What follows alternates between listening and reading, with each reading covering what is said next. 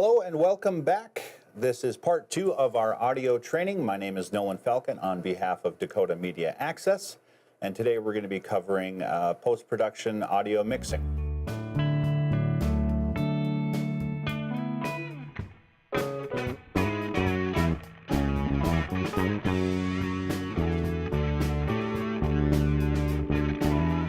A few weeks ago we had a band downstairs in the basement at Dakota Media Access.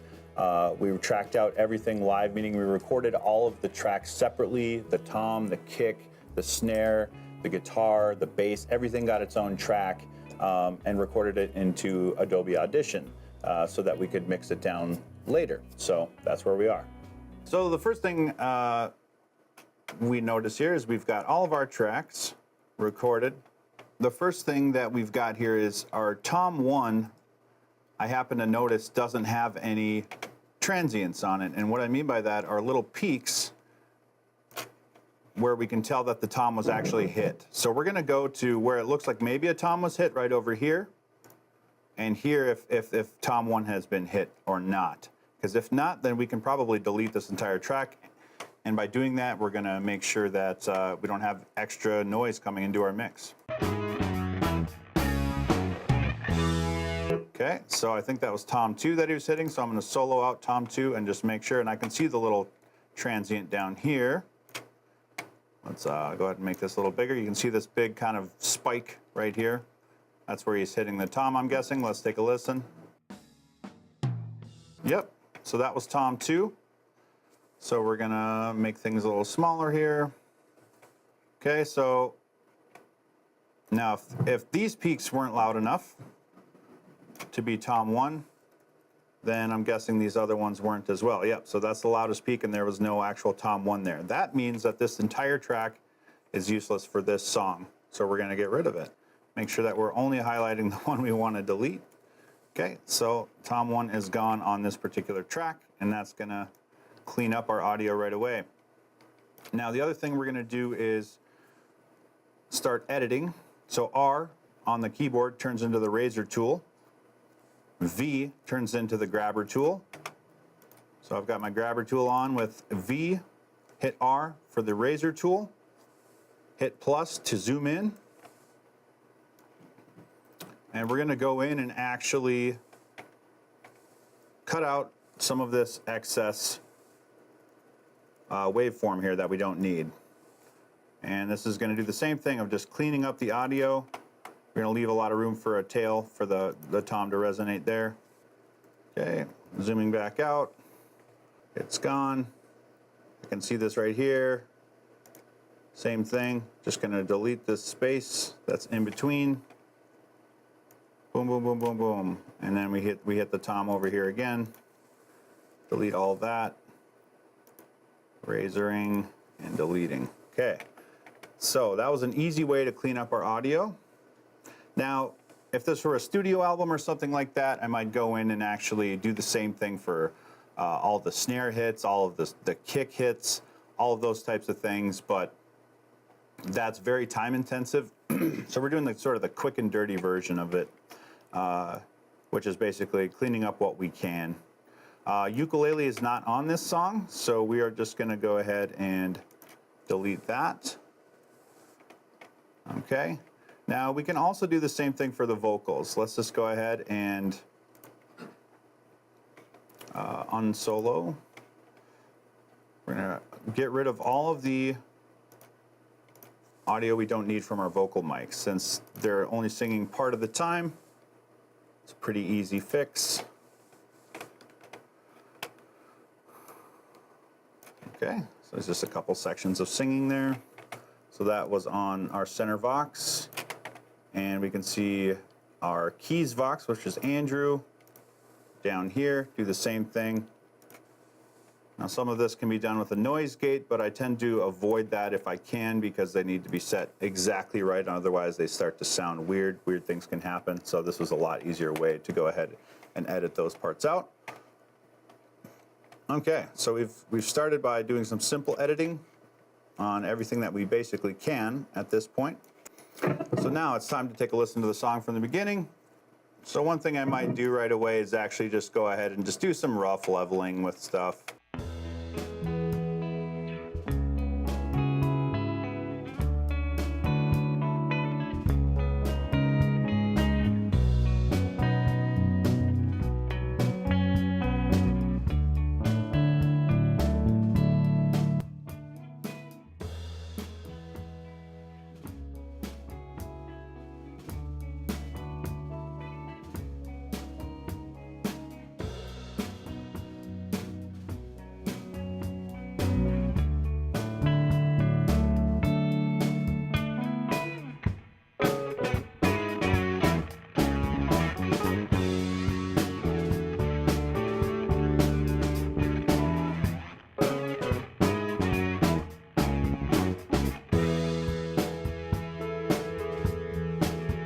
Okay, so we've got a general rough mix going here with just our faders. Now it is time to go in and start EQing. And so we're gonna go ahead and take a look, or listen rather, at just the kick. So we're gonna solo that by hitting S here. Okay. Okay, we got a nice warm round sound. This module right here, if I double click on it, brings up our EQ. And we're gonna do a lot of the same things that we talked about in the first part of this series here, which is just kind of going through and listening for frequencies we don't like. So we gotta make sure it's on, there we go. And you can see that it turns the color. Okay, that might be a little bit too knocky for me, so there we go. And let's go ahead and put on a high pass filter. And I'm only doing that just for the very lowest frequencies here. Normally in a live production, we might not want to do that. Let the lowest frequencies come out, especially if we're using a sub or something like that. Now I'm going to grab another frequency band and do the same thing, see if I can find something else I don't like.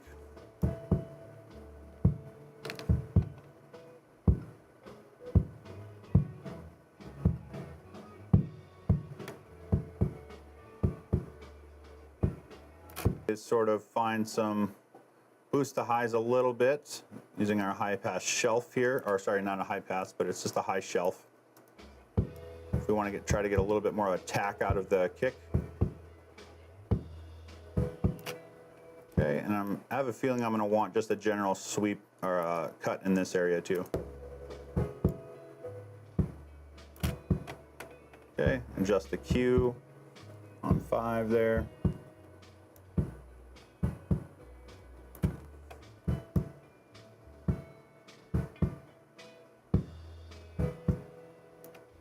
Okay, so now let's listen to it on and off. It's off. It's on. So we get a little bit more clarity from the kick. So that's pretty good.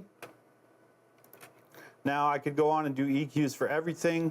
I just kind of try to get it into a general area of where I think it should be. It's going to need to change to try to create a full mix of everything together.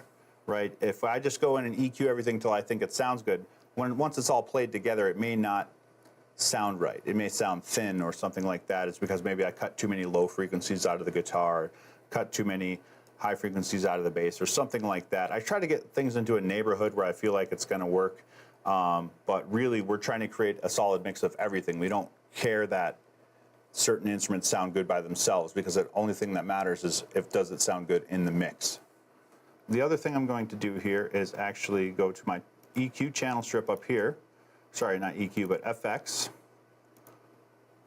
And I'm going to add a compressor, amplitude and compression. And we're going to use the tube modeled compressor. Oh, which brings me to a quick point about which order to do things in here, right? So we want to do the EQ first and then add the compression, because we want to compress what's remaining, the frequencies that are remaining, and not the frequencies right away, because, well, it might be telling us that the lowest frequencies are too loud. Well, we don't want those anyway, so we don't want our compressor kicking in because of the low frequencies that we're going to cut anyways. You know what I mean? So we want EQ first, then compression. Okay. Now, this here, we went over the parameters here: threshold, gain, ratio, attack, and release. And I know kind of where I want to set those. I'm going to set a ratio of about 4:1 for kick here. An attack, which is how fast it starts compressing. I don't want it to compress too fast because I want to hear the transient or the knock of the kick drum right away. So I'm going to bump that up to maybe like 20. The release, I want a pretty quick release because it's a pretty quick transient. It just goes boom and it's done, right? Now for vocals, and it was like, right? We got a longer tail on our audio, so we would want a longer release typically. But since we have a short, quick transient, short, quick waveform, we want our release to be pretty quick too. So I'm actually going to set this to about 30. And threshold, well, we don't know yet. We're going to actually set that based on the amount of reduction that we get. So the gain, we're going to save that to last. So now we're going to listen, and we're going to, this is our threshold, you can see moving right here. So we're going to move this down until we get about 6 dB, minus 6 dB gain reduction.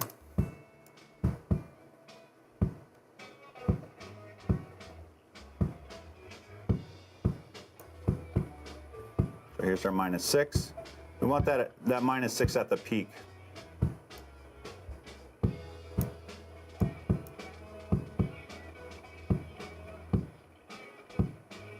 Okay. Pretty much in the neighborhood. Now this is something that's hard to tell what it's doing. Like I'll toggle it on and off just so you can hear. Okay, so we hear that last bump was pretty loud, right? Well, our compressor would have taken care of that for us.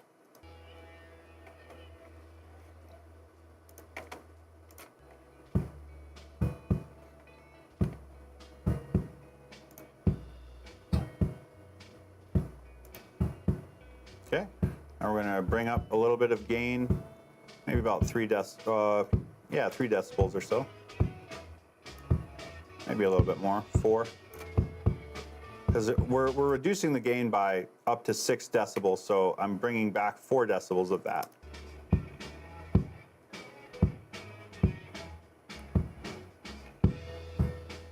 Cool, so that compressor is doing a great job of leveling the dynamics for us. Awesome, so I think we're pretty good on kick. Some of you may be wondering, well, we used our compressor to bring down the gain, so why are we bringing it back up? Doesn't that just sort of negate what we were just doing? And that's a good question. What we're doing with compression is, I say at the threshold, I want you to reduce the gain when it hits this certain point. So I'm reducing the peaks, not everything. You see, so the things that don't hit the threshold are at the same volume. The things that go over the threshold get reduced. So overall, I'm losing gain by taking that 6 out of the peaks. So I'm bringing some of that gain back, but it's still a compressed waveform. And before it was like this, it was more jagged, you know, there were the big peaks and valleys. Now we're kind of squashing that down so that it's more of an even dynamic. Okay, so we've got our kick drum to a pretty good level of where we want it to be EQ-wise, and it's compressed.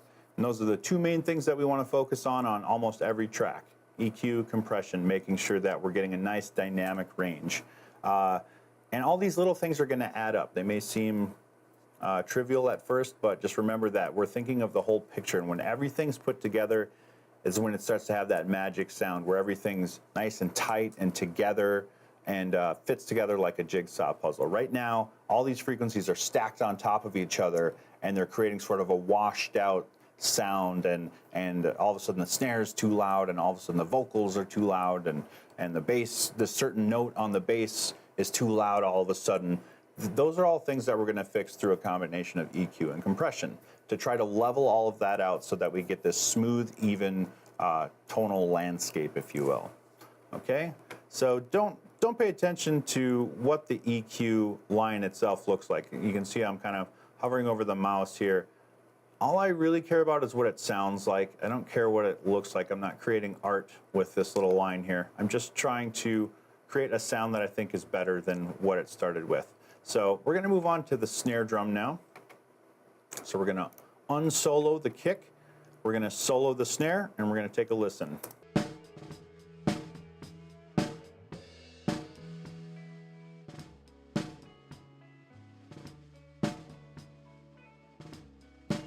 Okay, so the first thing that jumps out to me is that there's these low frequencies that are kind of muddy and kind of ugly sounding, so we're going to get rid of those. There's not a ton of snap to the snare drum. We're not really hearing the clarity of the high end. If you listen again,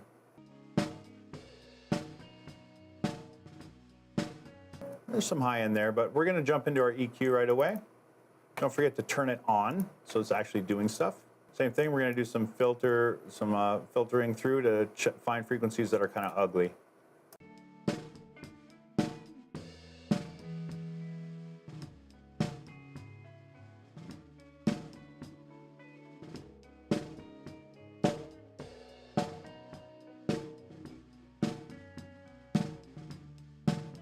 Okay, so it's all relative, right? What is ugly? Well, we don't know until we sweep across a lot of the spectrum. Stuff that sticks out as being like, ugh, I don't like how sort of bassy this is, or something like that, or there's a certain high frequency that keeps ringing out. We don't like that. So we're gonna go sweep through the whole spectrum real quick.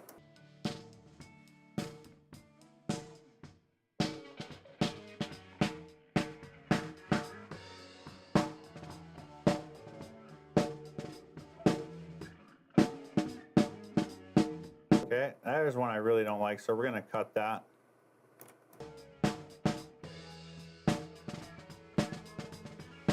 Okay, and right away, you can high pass filter almost everything. That's this little HP right here.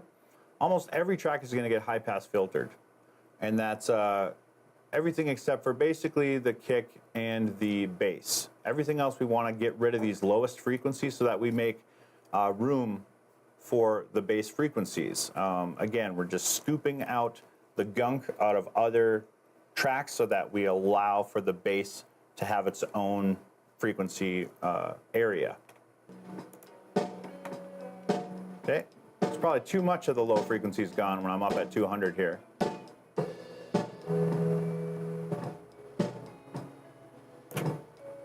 Okay. And here I kind of want to use the low shelf to get rid of more of the low frequencies without going too overboard with the high pass filter. You can see the curve of the high pass filter is pretty dramatic. It's like a cliff that the low frequencies fall off of here. But the one, or sorry, not the one, the L here, which is low shelf, brings down an overall low like this on a shelf. So we're going to listen to this.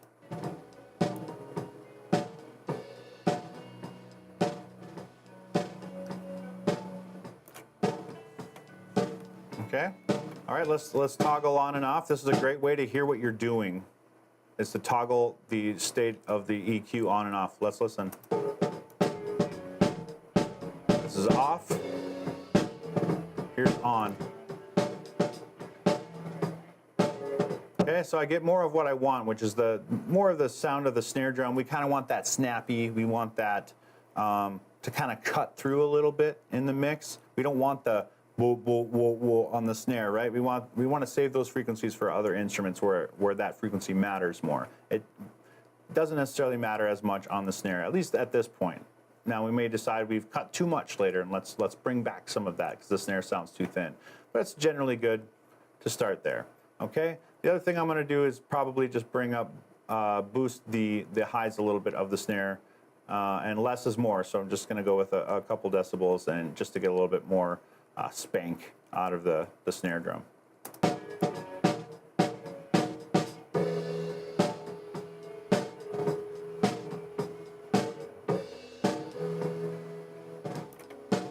Okay, now I'm going to do some more frequency diving here to figure out if there's a high frequency. There's this little ringing that I keep hearing in the snare. Let's see if I can isolate it here. Let's go to 4 and narrow that Q till we get really sharp point, and that should help us find that frequency a little bit better.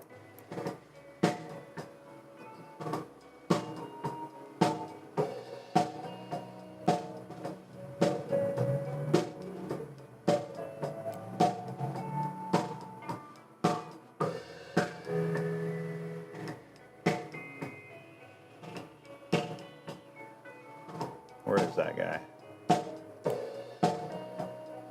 I think it's that. Right there, you hear that?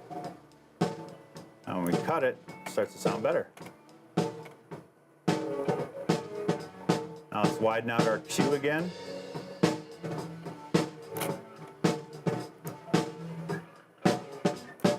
A lot of this EQ stuff is trial and error. You're just gonna learn as you go how wide or narrow you want the cut. One general thing that I've heard about EQing is the wider cuts, the wider cues tend to be more musical, which is true. You want to affect a larger frequency spectrum less than a narrower frequency more, if that makes sense. So, but yeah, here we ended up settling with a couple, 3 dBs of reduction there. So let's take a listen again. And let's toggle on and off to see where we're at. Sounds a lot tighter, sounds a lot cleaner.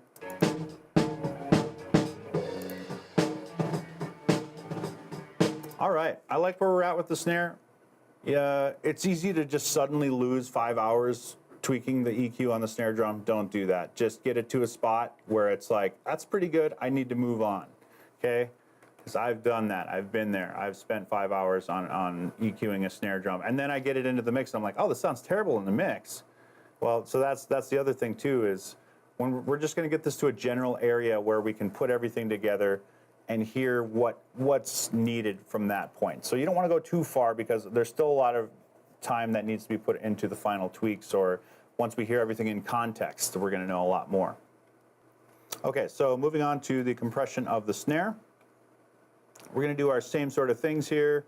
Now we have some presets in here. I tend not to go with presets too much. Let's see here, especially when some stuff's called metal face. I don't know what that's supposed to be. You know, they're just kind of funny names. So I'm just gonna avoid that and just use what I know about compression here. So again, we're gonna set our ratio to about 4:1. Our attack, similarly to the kick drum, we wanna let some of that early transient through.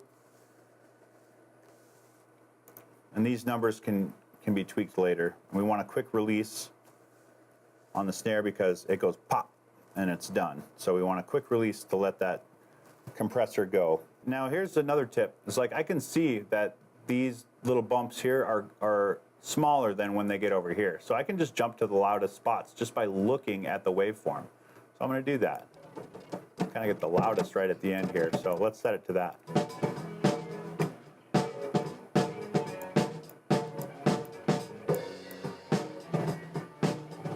Okay, we're getting about that -6 reduction that we want. Okay, so it jumped up to almost a -9 there. That's borderline overcompressed, but with the snare drum, you're not going to hear it as much as other instruments. Okay, and again, now I'm going to go in and adjust the gain to bring back some of what I lost, maybe about 4 decibels, maybe about 3/4 of what you are reducing. You can bring that back. So we're in a pretty good spot with the snare now. And if we wanted to, we could listen to the kick and snare together. It's not going to tell us much at this point, but why not? Let's turn off the effects of what we've done so far and listen to the difference.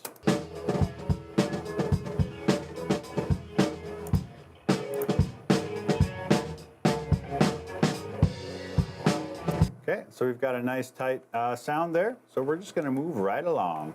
Tom 1 is doesn't exist on this one. We can mute it for the time being. Now, Tom 2, you see we only have a few moments on Tom 2 that we have to work with. He hits it once here. Let's just solo that out. We still have the other one soloed, that's why we're hearing snare and kick. Here we go. Okay, see, remember when I made that cut earlier, I left enough room for the tail of this to go on. Like normally you'd maybe want to cut this here, or something like that, but then we'd miss this entire tail here. Listen. Okay, we want to keep that in there. So, and then let's take a look at this. Okay, we can hear when he starts to hit the tom.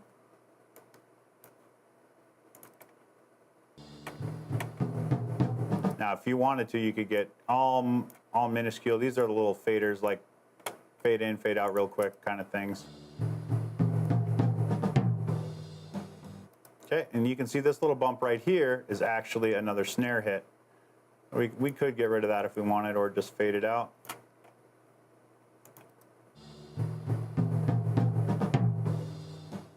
Okay, all right, so now I'm gonna have to hit play, go back, hit play again, go back, hit play again. That's gonna be a little bit tedious. So what I'm gonna do is set my in and out points, because I'm gonna deal with just this section for a little while. So how I do that is I find the point where I wanna start in and hit the I on the keyboard. Find the point where I wanna hit out. All right, and then this is the little looper button here, loop the playback. Now it's just gonna keep playing that over and over while I mess with the EQ.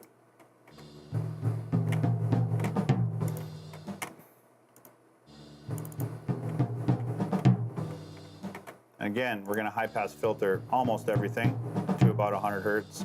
Now this is the low tom, so we do want some of the low frequencies in there. That's the other thing is like, it's all creative choice, right? Like what frequencies do I think are bad, or what frequencies do you think are bad? To me, I'm thinking about what do we want from this particular instrument or for this particular drum, right? For the low tom, we like that low punch. We like to hear the attack of the stick hitting the top of the head, right? So it's those mid-range frequencies that maybe don't need to be there as much, because they're not quite as important as the lowness that we want to hear, and that sort of the stick hitting the skin. So let's find that mid frequency that we think we can get rid of and cut it.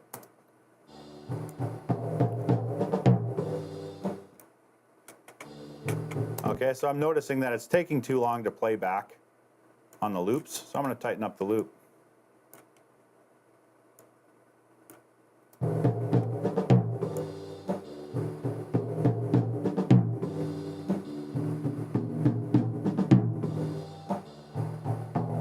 Okay, so we can start to hear the stick more around this frequency, so we want to leave that alone. That's still all right.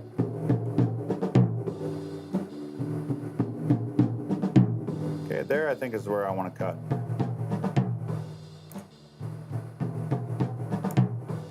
Okay, and I'm going to do the same thing, boost the highs a little bit.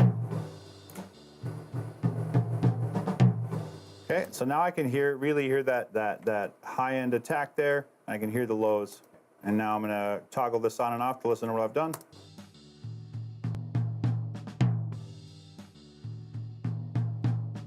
And here's on.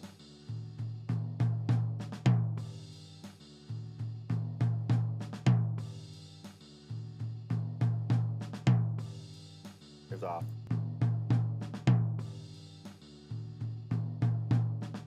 On.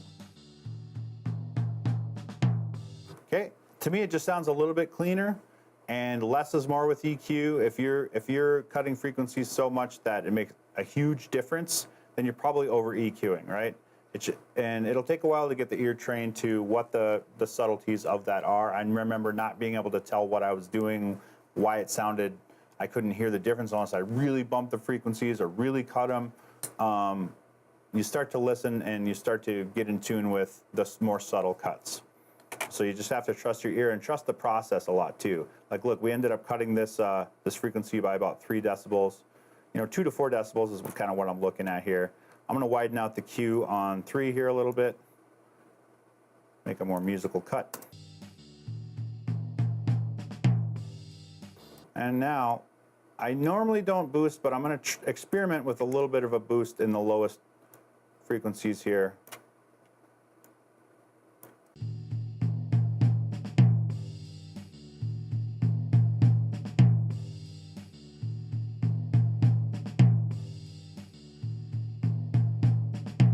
Okay, just to give it a little bit more girth, if you will. All right, so we're going to do the same thing. We're done with the EQ. Let's move on to compression. Let's see here, attack. Yep, same thing, about 20. Release, 30. Doing that for most of the drums.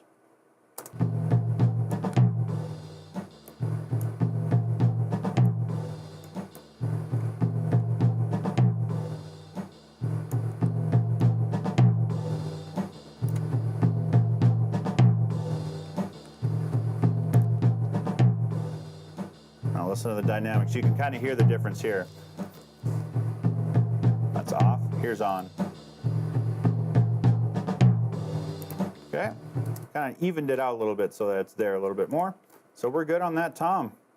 So one thing I've learned about EQing overhead mics is that we typically want to cut pretty far off of the low frequencies. That's what tends to muddy up the sound of the drums a lot because it's capturing an entire area. And really what we want the overheads for mostly is a little bit of presence in the toms and the snare and the cymbals, and not so much of the body.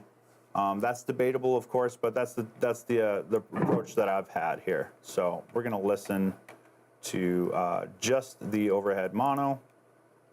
Yep, and it's still on loop mode, so we're going to turn that off. Use our minus key to make things smaller. And again, like all these little tricks and shortcuts and things that I'm using in Audition, you know, whatever program you're using, make sure that you know it as well as you can. Watch the YouTube videos, ask questions about it, really learn everything. If you don't know what a little button does, learn it. I mean, I'm telling you, in a few hours, you can know a lot about how a program works. So yeah, it's worth the time that you spend on it. So let's go ahead and keep listening here. So notice we can hear all the instruments in this soloed mono overhead.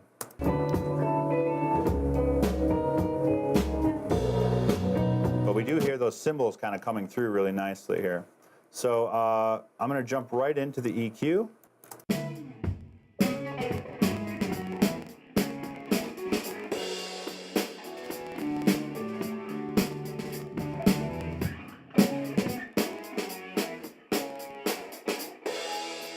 Okay, so one thing I'm not liking is this is kind of about where I want the high pass filter, but I'm just cutting too much of the low frequencies of the cymbals.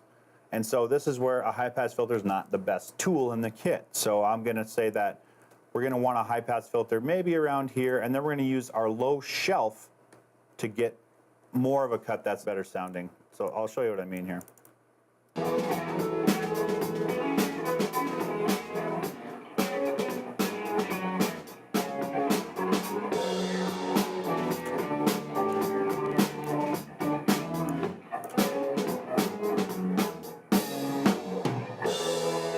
Okay, so those toms really come through on this mic. And so we're going to end up using just a little bit of this, I'm thinking. And you could hear how loud those toms came through. It makes me want to cut a little bit more of the lows out just to try to bury those back in the mix a little bit. Let's jump back to that section here. Actually, when they go tom, tom, we're going to create an in and out point here to loop by going I and O, and then loop it down here. Here we go.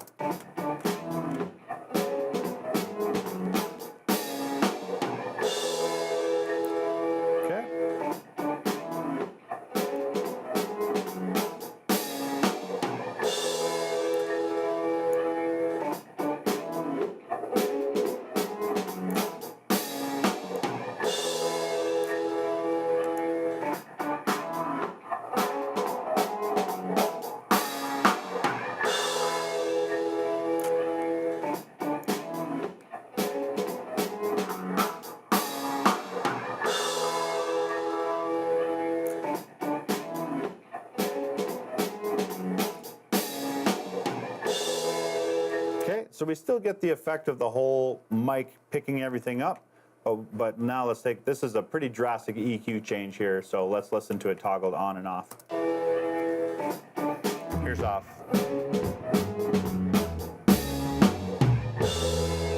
Okay, and here we go on.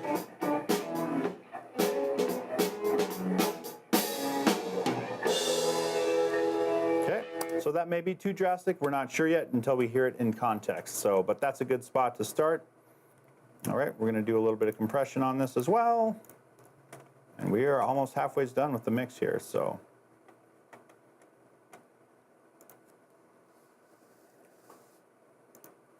attack, 20, release, 30. You can compress overheads a little bit more than you can with the other stuff too. It's kind of nice because it's just, then you can blend it in as much as you want.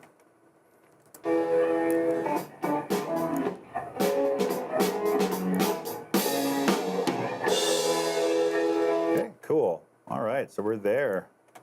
We are there. So we're going to solo out what we've got, the kick, the snare, the tom 2, and the overhead, and listen to what we've got here.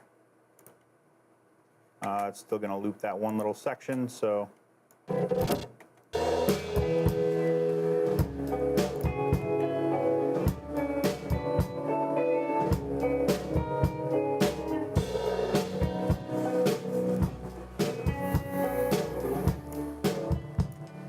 Ooh, quite a difference when we take the overhead out.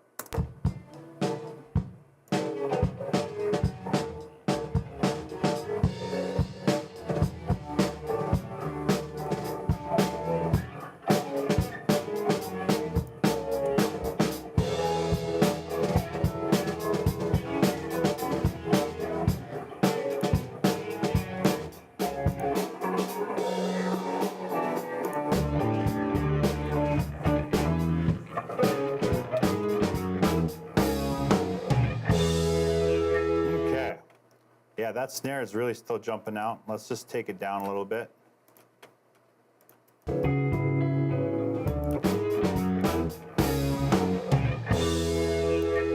yeah, I think it's just because the snare was a little too loud itself.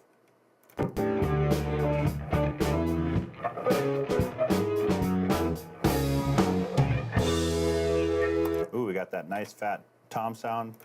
Sounding good. All right, moving on to the bass. Now I might decide to mix the bass alongside the drums, since they are essentially the rhythm section. And I'm gonna set my in and out points over here and actually loop this so I don't have to do this stuff. Here we go.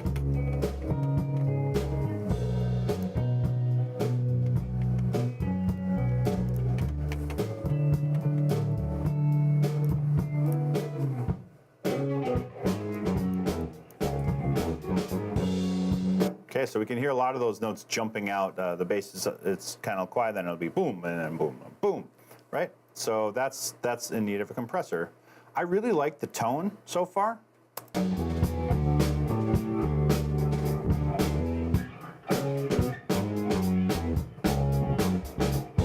We have a nice even frequency response throughout the bass, so I don't even know if I'm going to touch an EQ on it yet. I'm just more interested in leveling out the dynamics with it with the compressor, so we're going to do that first and foremost. I am used to using my own plugins, so when you start to hear about people talking about using plugins, that's basically these VSTs and AUs. Those you can put your own special effects on and tools that you like to use rather than the default tools. So let's go ahead and go into the compression. Now, most of the stuff is going to stay the same, at least for a start. The attack, we kind of want the, maybe we'll tighten up the attack a little bit. Maybe 10 is actually good, because we want to compress those bass hits right away. We don't want those poking out. So we're going to say a 10 with attack, and let's leave the release at 100 here, actually, because the bass notes are longer, so we want the release to be slower.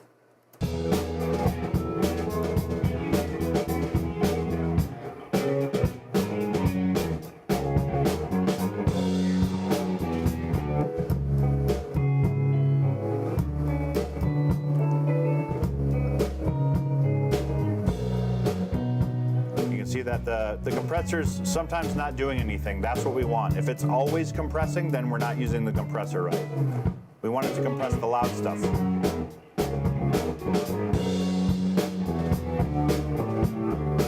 Ooh, it sounds a lot more even to me. So I kind of like where this is at. I'm not exactly sure what else to do with the bass at this point, so let's keep adding stuff in. The next most important instrument for the low frequencies, I'm going to say, is the keys, because a lot of times keys bring a lot of that warmth to the low mid-range of a mix. So I'm going to solo in the keys here and actually start EQing them along with everything I've got so far.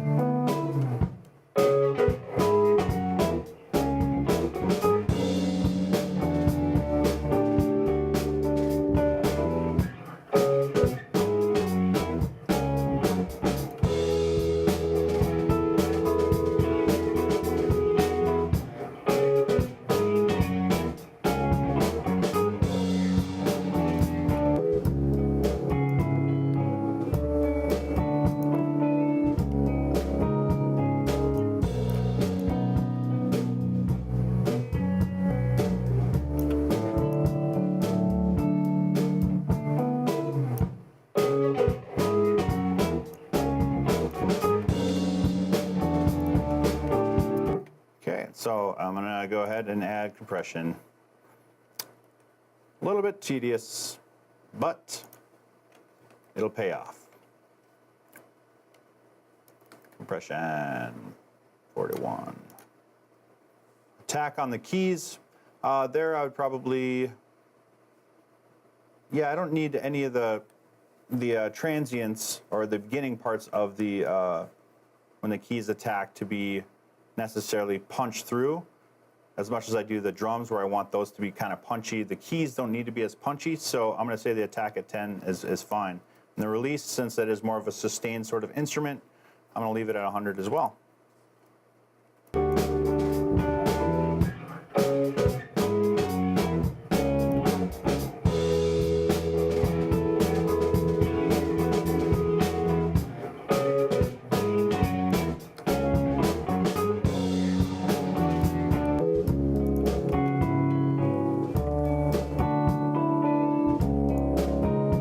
Okay, I like where we're at with that. Let's move on to guitar.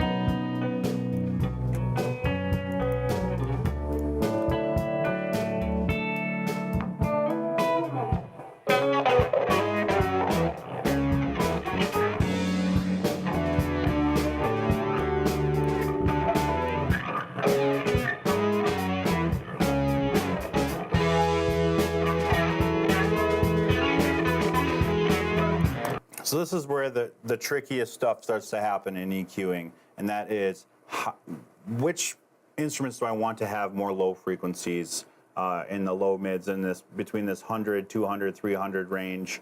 What instruments are sort of providing that warmth of the lower mid range, and which instruments do I want to not occupy that? Because you can't have both. You can't say I want the guitar to be nice and warm, and I want the keys to be nice and warm. We have to create the illusion that they're both nice and warm, but we need to make sure that they're not in each other's way with frequency-wise. So, so what I'm doing right now is actually just trying to make room for the that sort of low mid range of the keys by scooping it out of the guitar a little bit, so that I can hear that a little bit better there.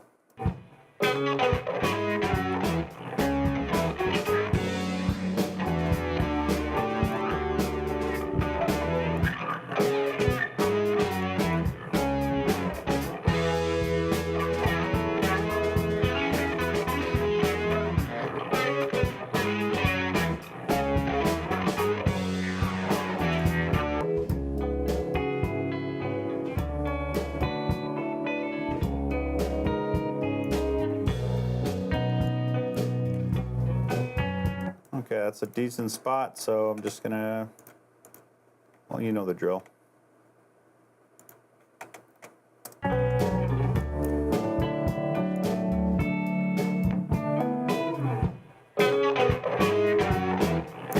Okay, so that bam, bam, bam, bam, bam, I don't really want that poking each time it does that either necessarily. So I might experiment with where to place the attack on this. I'm gonna try a pretty quick attack on that guitar.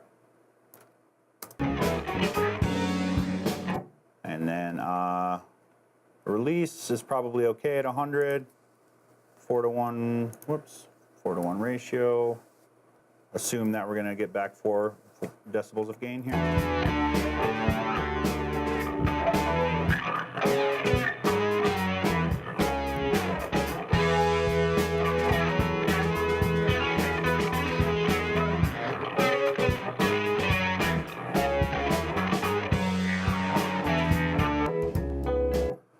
Now I'm going to check how much progress I have unmade with the mix here by toggling on and off the EQ that I did on the guitar, because I'm going to know if I over EQ'd it, which I have a feeling I might have.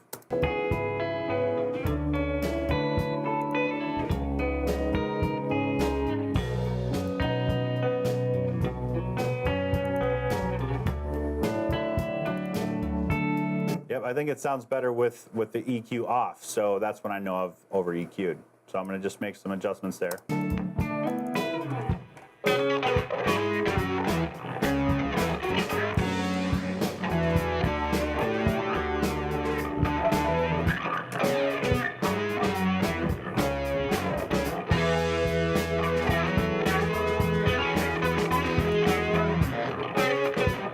Okay, so one thing you might run into is the effect pedals of the musicians that you're working with. One time they're super loud, then they kick on one of their effect pedals, and now they're super quiet.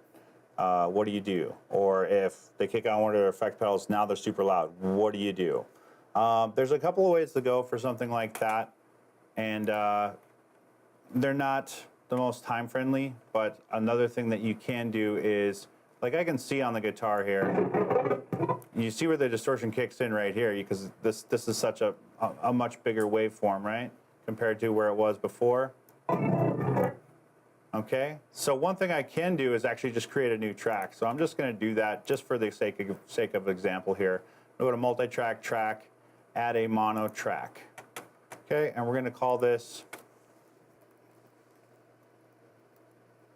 distorted guitar.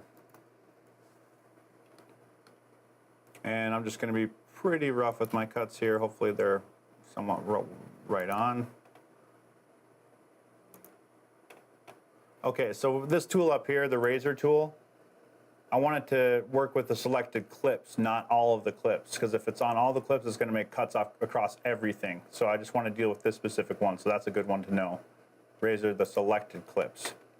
Okay, so now I'm going to move this down to distorted guitar.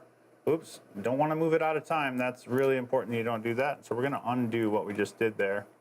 Now we're on a grid mode, which is, it's trying to snap to a grid, which I don't want to happen. Okay, so I think it's off now, if I'm not mistaken. Yeah. Okay, let's take a listen and make sure it's still in time.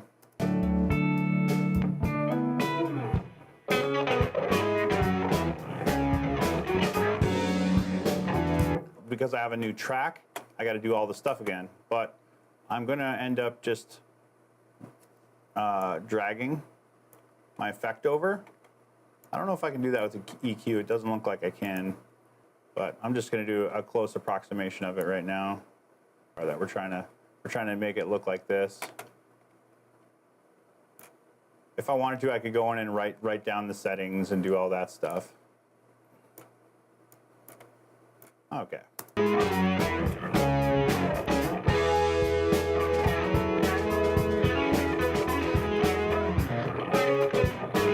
Now I'm going to listen to that transition. In fact, I can loop it just to make sure that I'm getting the right volume. And again, this is not, if we can avoid this, we'd like to, because we don't want to be turning one track into two tracks, because that's not great use of our time. But sometimes you have to, just because of the way that the musician mixed themselves.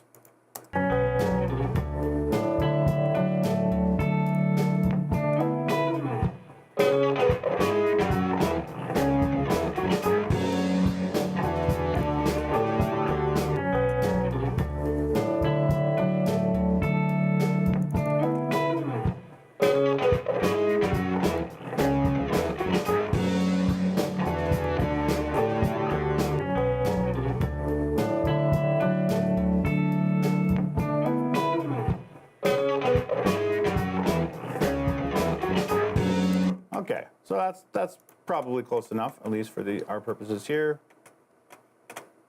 All right, so let's take a listen to what we've got from the beginning.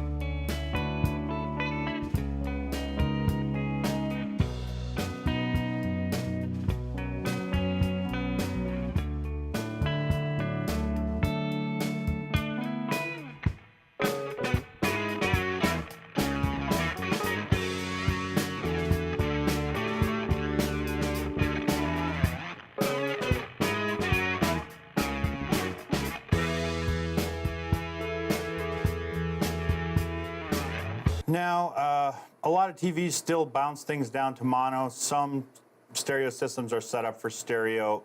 This is debatable whether you'd want to actually do any sort of panning, but just for the sake of this, I am going to do a little bit of panning. I'd say for the most part it's a safe bet to stay mono, and because a lot of things get bounced down to mono anyways on television and those types of things. So, and the smaller TVs, you're just never going to hear the difference between right and left, but where are we at, panner? Oh, here we go. It's this little knob here. I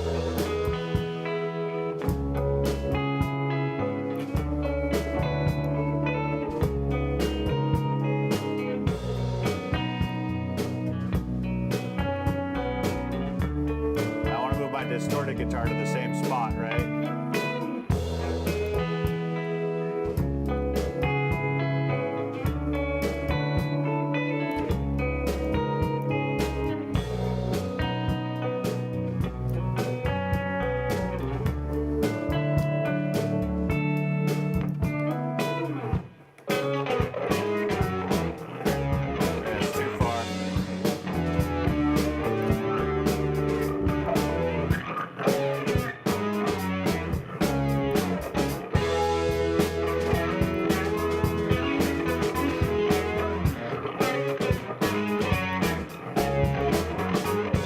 Okay, so now we're going to take a quick listen to what we've done. We're going to turn everything off and turn off our EQs as well. And we're going to listen to the before and after. But like I said, it's those little things that add up.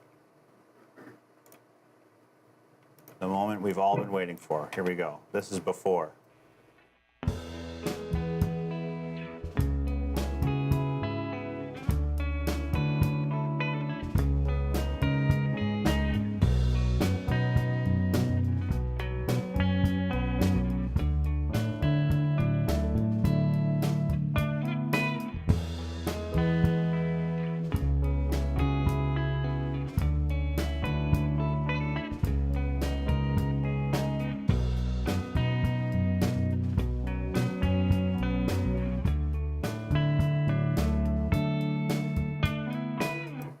Okay, let's jump to the after.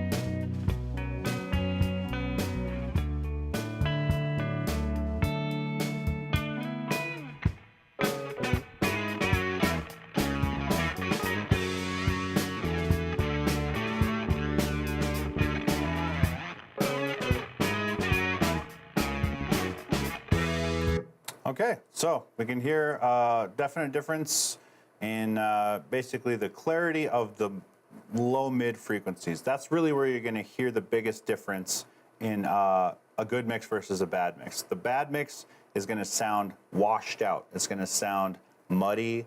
Those are words that are used to describe that sound of overlapping frequencies, sort of creating a mud. It's like multiple sheets of clear paper with, let's say there's actual dirt on them, right? Okay, and you stack those together and you put them up, well then you kind of have this kind of just muddy looking image. So what we're doing basically with EQ is we're peeling off layers that we don't need until we just get that one picture of what we want. So that's basically what we've done here to create the mix we've got. Vocals on this? Oh yeah, the second half of the song does have vocals, looks like. Okay, so I'm going to set my in and out points around this vocal phrase here. And get right in there on this. I think our edit's pretty tight on the vocals. Cooperate with me here. Okay, let's jump right into the EQ. of the vocals. Turn it on, go into it. High pass filter, automatic. Now we're gonna go frequency hunting. Let's turn on our looper. Tighten this up. I don't know what you got against me. We both count sheep in our sleep. My bad, now you know it's just a nightmare. The dream never ends. I'm a sleepy sheep. I don't know what you got against me. We both count sheep in our sleep. My bad, now you know it's just a nightmare. The dream never ends. I'm a sleepy sheep. I don't know what you got against me. We both count sheep in our sleep. My bad, now you know it's just a nightmare. The dream never ends. I'm a sleepy sheep. I don't know what you got against me. Going back to how EQ affects the overall volume. So you notice me kind of bumping up the fader after I make a cut. So EQ is your entire volume range, right? So I'm cutting out part of the volume when I take out low frequencies. So I'm using my fader to bring that up again. So it'll be a combination of EQ cuts or boosts and then using your fader to sort of counteract what you're doing there. Okay, I'm gonna go and add our compression. Attack on vocals, I want to be pretty quick. I'm just going to say 5 for now.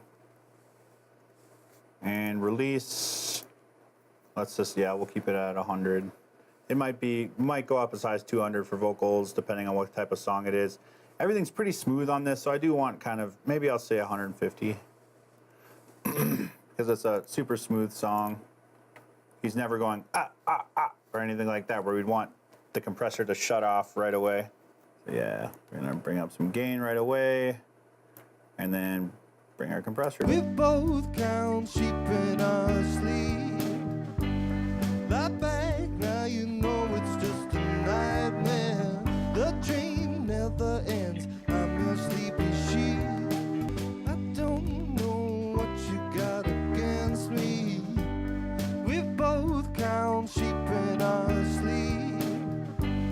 My bad, now you know it's just a nightmare. And EQing vocals is probably the most difficult thing that you're going to run into because it's just a ton of trial and error in order to get to where you really are happy. And again, I would tend to just get it to the point where it's like, hey, that sounds pretty good. It sounds way better than it did before. If you get to that point, then you can just be satisfied that you've done a good job. But EQ is also, there's a lot of stylistic choices. Do we want it to sound like he's, you know, in the radio kind of thing like this?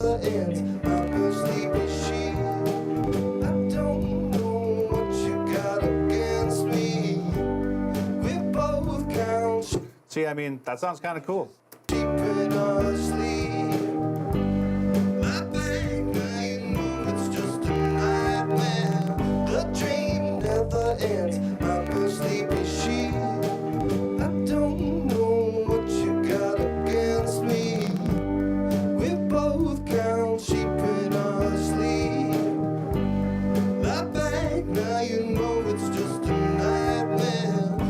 All right, again, you could obsess forever about that if you want. We got it to a pretty decent spot. The last thing I'm going to do here is actually go ahead and create some bus tracks, I should say, so we can add some reverb. Since we don't need to do that on everything, but the vocals do sound a little bit dry, and I would like to add reverb. So a quick thing about adding a bus, we're just going to go to File, or sorry, multi-track track, add a mono bus track. You can add mono or stereo depending on what you're doing. Now we're going to name this what we're actually doing here, and I'll explain busing here in a second. But this is going to be where our reverb lives. We're going to go ahead and we'll just focus on reverb today. So let's just go ahead and go in here and add a reverb. Okay, so a reverb lives there. So basically, here's what a bus is. We have our vocals, and we want to send those vocals on a bus over to another track. I just want to send that signal and say, hey, you ride this bus over to this track. And then, so I can mess with the sound over there and not affect what I'm doing over here, if that makes sense. I'm sort of splitting the signal in a way. I'm saying, let's take part of this signal, route it over here to this other area where it's going to live. And there I can do things like I can add EQ to the reverb itself. I can do anything that I can do on these channel strips that I've been working on, I can do to my reverb, which is where I want to be, because I want to actually EQ the reverb. That's a really important step in these that you don't really think about. But I'm going to show you why here in a second. But now that I've set up my bus and I've added a reverb, standing room only, I don't know what that is. Let's just go ahead and say, I'm not sure if this is the one that we want or not. Well, we're not sure, so I'm just going to close it for now. But, so let's go to my vocals, center vox. Now I need to send this to the bus. So these are all my sends here. Send 1 is S1. Now I could move this little thing down here and go to S2, S3. I can create as many sends as I want. Maybe I want to send 1 bus to the reverb, 1 bus to the delay, 1 bus to maybe a catch-all compressor. Busing can be really great use of your time and the resources of the computer. So I don't have to actually go in and create, a reverb for every single track where the computer's trying to keep track of all of that. I just create 1 reverb, send all the vocals I want to use that reverb on the bus over there. I'm going to go ahead and send to 0 here, and now we'll hear reverb on Dave's voice. Right here is where we need to send it. Oh, and it's going to ask me where I want to send it to the reverb, or I could add a new bus from right here and say maybe I wanted to send it to delay or something like that. But we're going to send it to our reverb bus that we created. Now it should be there. Nightmare, the dream never ends. I'm your sleepy sheep. Okay, I'm not a big fan of that reverb. I'm going to remove it, add a different reverb here. I swear I was able to get this one to work pretty well before. Public access television. All right, let's try that since we are technically that. With both counts, sheep in our sleep. So that sounds a lot like an effect. Maybe it'll sound cool on this, but I wouldn't take creative liberties if I could help it with somebody else's voice. As far as I'm going to add all these crazy effects to their voice, they don't want that most likely. But let's just see how it sounds with everything, just for the sake of argument.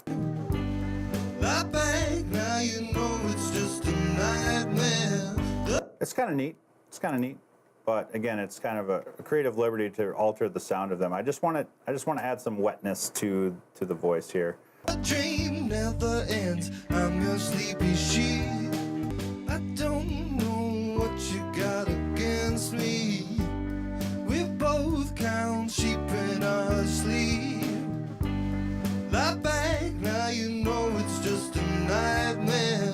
The dream never ends. I'm your sleepy sheep.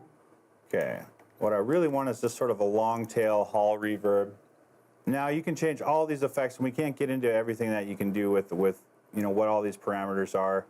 I'm in the general neighborhood of how long I want the reverb tail to be, and that's where I'm going to start, and then I'm going to do the rest with EQ. So I'm actually going to go in here and create a parametric EQ. All right, so it's already got one set up for me for some reason. Okay, so I'm going to do the same thing, cut out some of the lows. And then my favorite to mess with on the reverb is actually the low pass filter, or like the highs itself. Sheep in our sleep. Lie back, now you know it's just a nightmare. The dream never ends. I'm your sleepy sheep. I don't know what you got against me. We both count sheep in our sleep. Lie back, now you know it's just a nightmare. The dream never ends. I'm your sleepy sheep. I don't know what you got both count sheep in our sleep. Lie back, now you know it's just a nightmare. The dream never ends. I'm your Okay, one thing I do want to do is actually go 100% mixed on this, because I want just the effect and not the regular part of his voice, because we already have a track for that. sleepy sheep. I don't know what you got against me. We both count sheep. So that's the cool thing, is like, now I've got my reverb on its own channel. Now I can bring it up to the level that I want for his voice. In our sleep.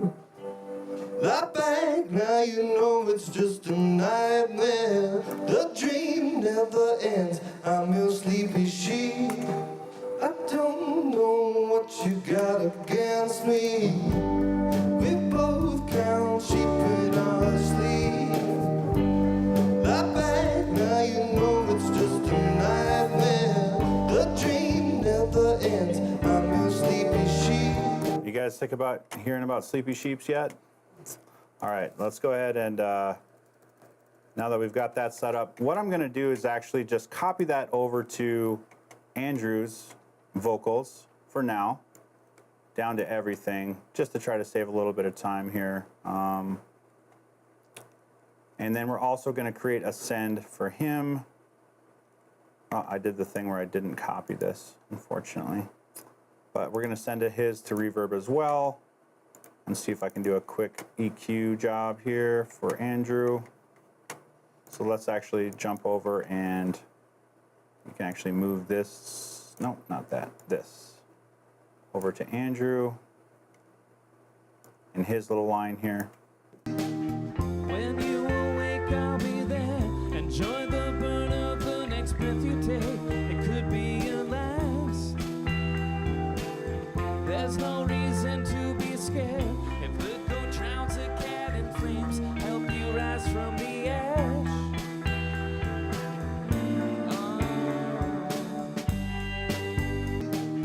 When you awake, I'll be there. Enjoy the burn of the next breath you take. It could be your last. There's no reason to be scared. If the goat drowns a cat in flames, help you rise from the ash.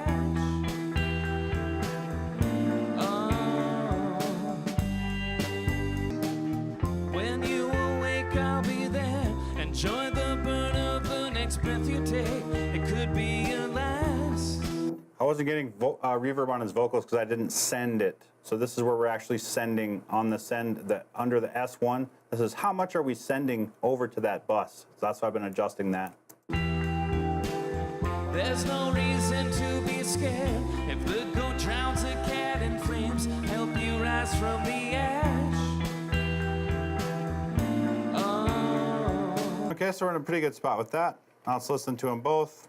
I don't know what you got against me. We both count sheep in our sleep. Lie back, now you know it's just a nightmare. The dream never ends. I'm your sleepy sheep. When you awake, I'll be there. Enjoy the burn of the next breath you take. It could be your last. There's no reason to be scared. If the goat drowns a cat in flames, help you rise from the ash. Okay, so we got them in a pretty good spot. A quick thing about bouncing. Okay, so I've got from the beginning of the song to the end of the song highlighted. If I wanted to do an export of just the audio for this one song, I could do something like File, Export, Multi-track Mix down, the time selection. Put as much descriptive information in there so we know what we have later. I'm just gonna put it straight on the desktop for right now. Actually, maybe I'll put it in this audio training folder. We're just gonna do a quick bounce. So yeah, that's gonna do it for today. I hope you learned something about post-production audio mixing. A lot of tedious work, just a lot of trial and error as far as learning what to do and what not to do. Again, the more you kind of read, the more you dive in online into forums, watching videos, YouTube or wherever you watch your videos. Just learn as much as you can about the art of mixing. There really is not an exact science to it. I kind of given you the framework as far as how to approach it, but there's different approaches for everybody, and sometimes the workflow that I have may not make sense to you and a different workflow might. There's just a lot out there, and there's just no way to learn it all in one session, but I hope that I've given you what you need to actually get started using Adobe Audition and when it comes to mixing a band down. So thanks for sticking with me here, and on behalf of Dakota Media Access, I'm Nolyn Falcon. See you guys next time.